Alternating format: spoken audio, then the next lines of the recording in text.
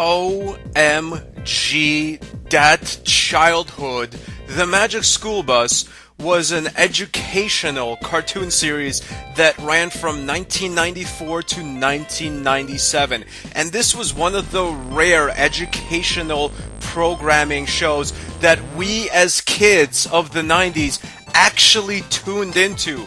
Like, we got sucked in because it was just a fun cartoon to watch. Tricked us into learning. The Magic School Bus is basically about this crazy free-spirited teacher named Miss Frizzle who kidnaps children and takes them into these magical worlds. Like, in one episode, she'll take the school bus and fly to outer space with the children, and then she could, like, shrink the school bus to a tiny little microscopic size and fly into the body of one of the children, and then teach all the other children how the human anatomy works. Joey, do you like movies about gladiators? I'm pretty sure she's breaking a lot of laws doing this, but I guess at the end of the day, she taught those kids a lesson, by gum. This show is just some of the best educational 90s memories us 90s kids have. I mean, there's this Arthur, Carmen Sandiego, and Bill Nye the Science Guy.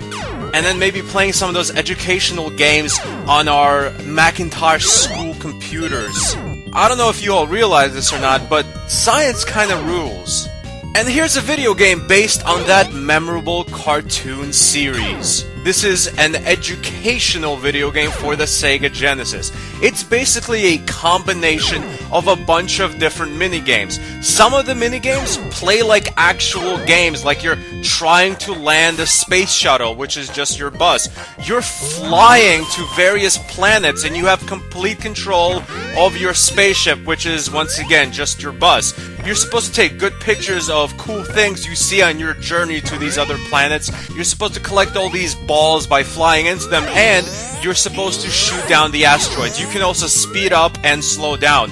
It handles really, really well. I mean, if this was just like some kind of Star Wars game, just this portion of the game, it would be a good Star Wars game. This is a very professionally made game. There's also gameplay which is basically just like platforming. You're running to the right on something like the moon. You have various vehicles you can jump into. You can jump and double jump, and you have these boosters to get some serious air. And of course, you have to avoid various obstacles on your journey. And at the end, Miss Frizzle is just kind of stand there like, yeah, good job, 10-year-old boy. You just survived a deadly obstacle course on the moon. Don't tell your parents, or I might be fired.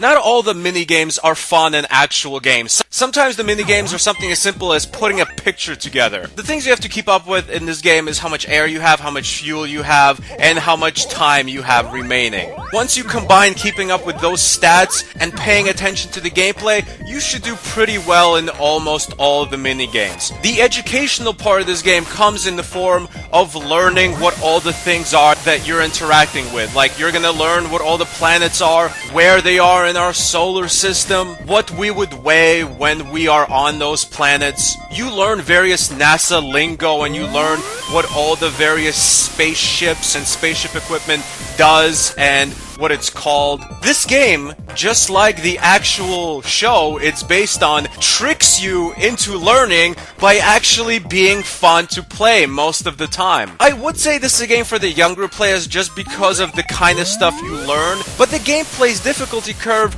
is high enough where it would present a challenge to even older players. Ultimately, this is just a delicious piece of 90s cake, and if you're a 90s kid like myself, I totally recommend trying this game out. The Magic School Bus for the Sega Genesis gets an educational stanburdman rating of a 7.3 out of 10. Thanks for watching.